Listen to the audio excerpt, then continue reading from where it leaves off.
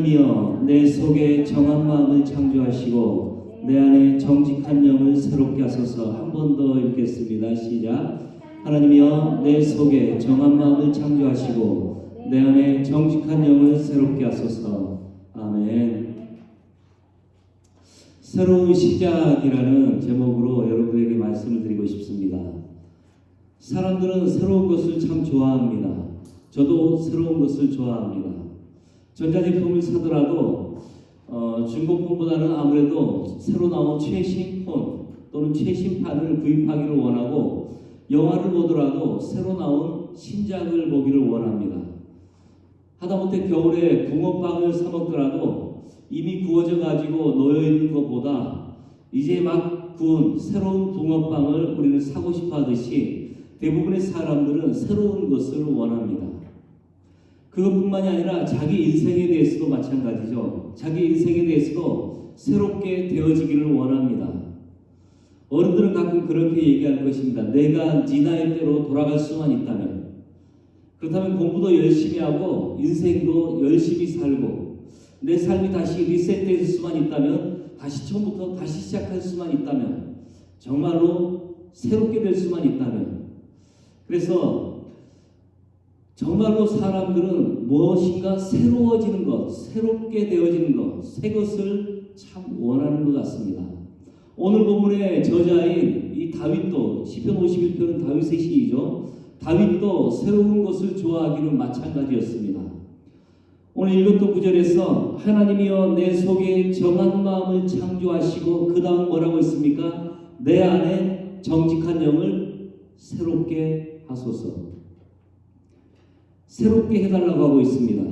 이 시편 51편은 다윗이 간음과 살인이라는 무서운 범죄 후에 그 하나님께 간절히 기도한 내용이죠. 이 시편 51편은 사무엘하 12장을 배경으로 하고 있습니다. 다윗은 그의 삶이 새롭게 되기를 원했습니다. 그의 마음이 새롭게 되기를 원했습니다. 다윗은 정말로 주님을 사랑하는 소년이었지만, 그리고 온 이스라엘이 두려워서 벌벌 떨던 거인이었던 골리앗 앞에서 오직 하나님의 이름으로 당당하게 섰던 주님의 용사였습니다. 그리고 청년이 되어서는 사울 왕이 부당하게 죽이려고 쫓아다니는 이 수많은 생명의 위협과 그리고 고난 가운데서도 사울 왕을 대적하여 싸우지 않고 오히려 그 사울을 쫓아다니는 수많은 사울 왕을 하나님께서 세우신 왕으로 인정하고 존경하였던 믿음의 사람이었습니다. 자기의 대적이었던 사울을 죽일 기회가 여러 번 있었음에도 불구하고 이 사람은 하나님이 세웠다라는 그 믿음 때문에 그 권위를 인정하면서 그 사울을 손도 대지 않았죠. 사울에게. 그리고 이제 시간이 흘렀습니다. 다윗이 왕이 되었습니다. 사무엘하 11장에 나오는 것처럼 지금은 모두가 전쟁 가운데 있었습니다. 그런데 이스라엘 군인들과 장수들은 모두가 다 전쟁 가운데 나가 있었는데, 지금 그들은 생명을 걸고 부하들은 생명을 걸고 싸우는 시간에 한가하게 다윗은 왕궁 옥상을 거닐었습니다. 그러다가 왕궁에서 보니까 저 앞에 웬 집에 한 여인이 목욕하는 모습을 보게 되었죠. 그래서 음욕이 일어나게 되었습니다. 욕정이 일어났습니다.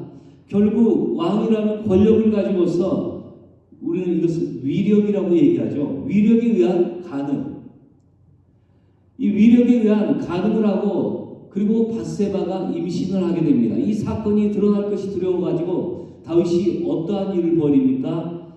밧세바의 남편이었던 장수 우리아를 의도적으로 전쟁에 내보냅니다. 그리고 죽을 수밖에 없는 전쟁의 제일 선봉에 세웁니다. 결국은 부하들에게 편지를 보내어서 이 장수를 죽도록 일부러 죽게 만들어 버렸습니다. 결국 의도적인 살인까지 하게 된 것이죠. 그뿐만이 아닙니다.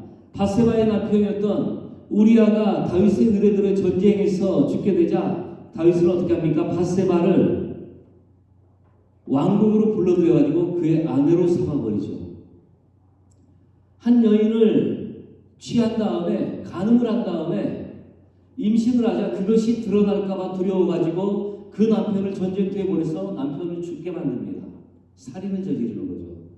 그리고 거기서 멈추지 아니하고 그 임신했던 여인을 이제는 왕궁으로 불러들여가지고, 남편을 잃은 여인을 왕궁으로 불러들여가지고 자신의 아내로 삼아버립니다. 그 다음 장이 사무엘하 12장에서는 하나님께서 이제 선지자 나단을 다윗에게 보냅니다. 하나님 앞에서 이 범죄는 숨겨지지 않고 이 선지자 나단에 의해서 철저하게 들춰지게 됩니다. 나단 선지자가 이 일로 인해서 다윗을 책망합니다. 그러자 다윗의 명성과 인기와 그리고 평판, 좋은 평판은 이 수치스러움으로 인해서 모두 사라지게 되어지죠. 한번 상상해 보십시오. 미국 대통령이었던 클린턴이 그의 비서였던 여자와 그러한 성추문에 한번 휩싸인 적이 있었죠. 전 세계적으로 이슈가 되어지고 그 사람의 모든 명예는 땅에 떨어졌습니다. 한순간이었죠. 그런데 다윗이 이러한 일들이 하나님에 의해서, 선지자에 의해서 들춰지게 되자 다윗은 얼마나 수치스러웠겠습니까? 왕인데, 한 평범한 인간도 아니고 한 국가의 왕이고 국제적으로도 명성이 있는 왕인데 이 소문이 어디까지 퍼져나가겠습니까? 이스라엘 왕 안에서만 멈춰지는 것이 아니고 다른 나라에까지도 퍼져갈 수 있었을 것입니다. 그의 인생은 이제 완전히 망가지고 무너진 것처럼만 보였을 것입니다. 심지어 밧세바와 불륜으로 낳았던 이 아들까지도 죽게 되는 처참한 결과를 갖게 되죠.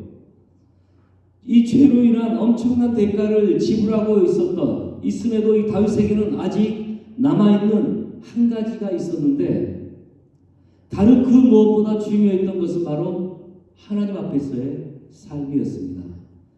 그가 세웠던 모든 명성, 모든 평판, 모든 권력, 그리고 모든 명예, 모든 부, 모든 것들, 그가 세워왔던 모든 것들이 한 번의 죄로 인해서, 심각한 죄로 인해서 다 무너지고 명예 대신, 칭찬 대신, 명성 대신 수치라는 이런 것들을 얻게 되고 인생은 완전히 무너지게 되었는데, 이 무너짐 앞에서 많은 사람들이 삶을 포기해버리죠.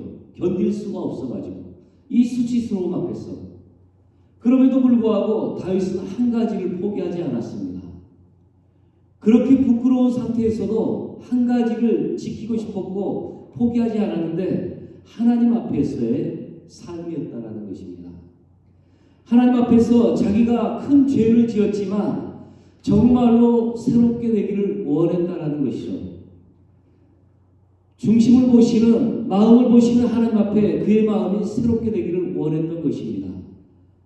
다윗이 이렇게 우리 일반적인 사람들도 짓지 않은 그 엄청난 죄를 다윗이 지었는데 하나님이 왜 그렇게 다윗을 향해서 하나님이 말씀하시기를 그는 정말로 내 마음에 합한 자였다.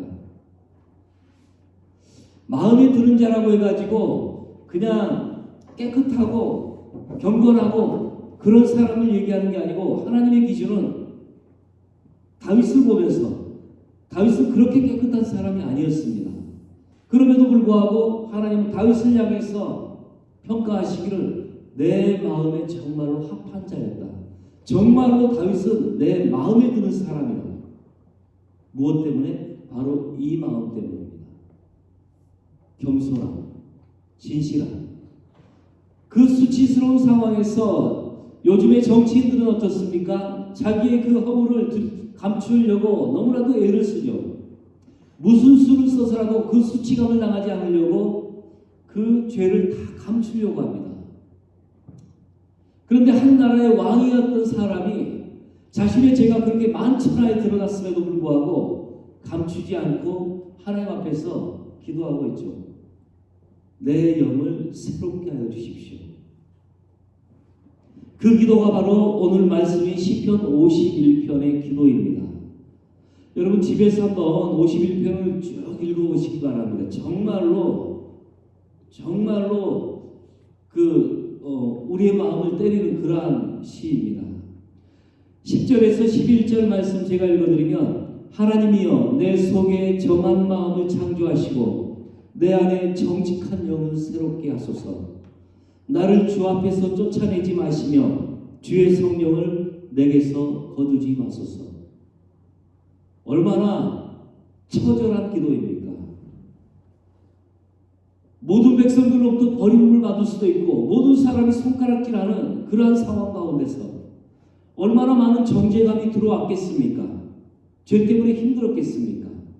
얼마나 많이 부끄럽고 수치스럽겠습니까?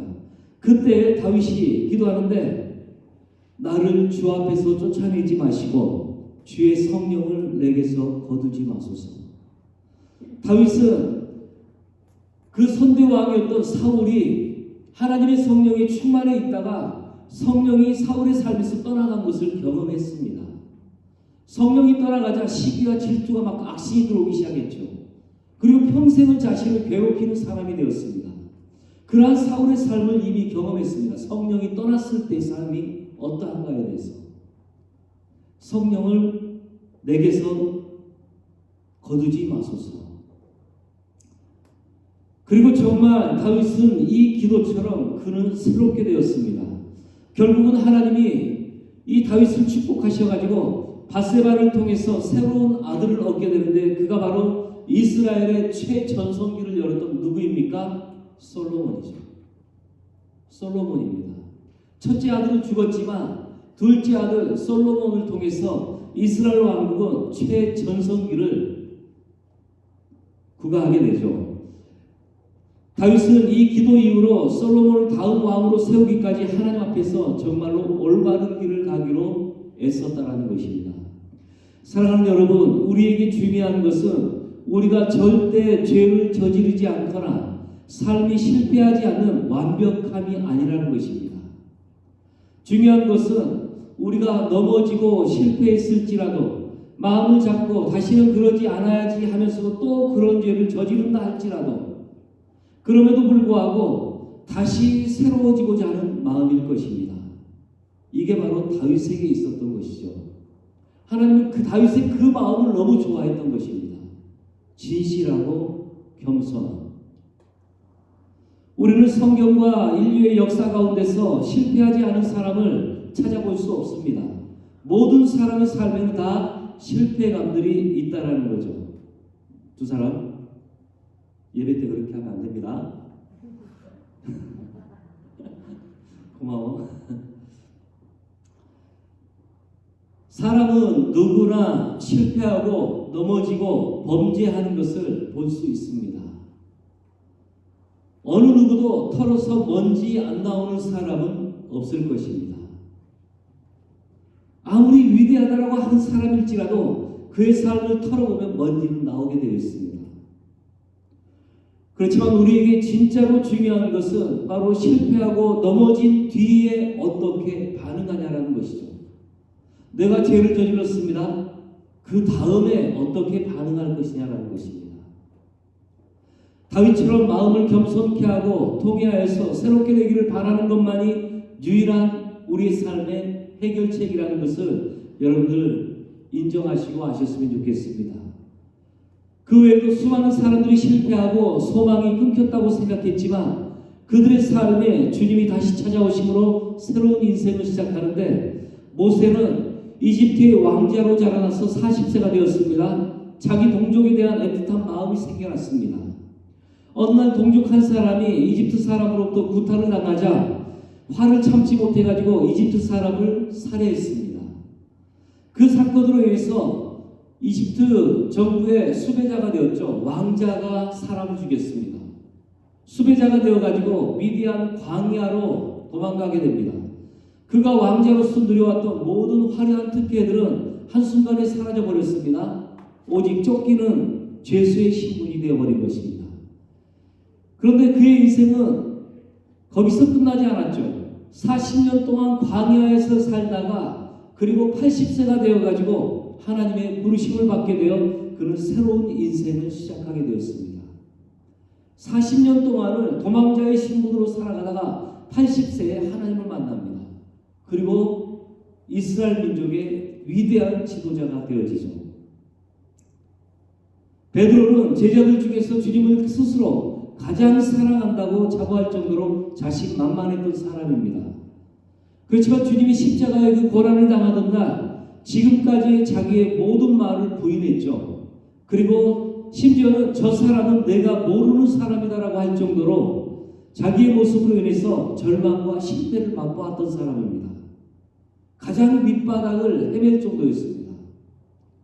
본인 스스로도 내가 이런 사람이었을까 싶을 정도로 예수님을 부인했던 사람이죠. 그런데 부활의 주님이 다시 그에게 찾아오심으로 인해서 가장 절망 가운데 있던 그는 다시 새롭게 시작하는 것이 되었습니다. 그 외에도 아브라함이 그랬습니다. 요셉이 그랬습니다. 마가복음의 저자였던 마가가 그랬죠.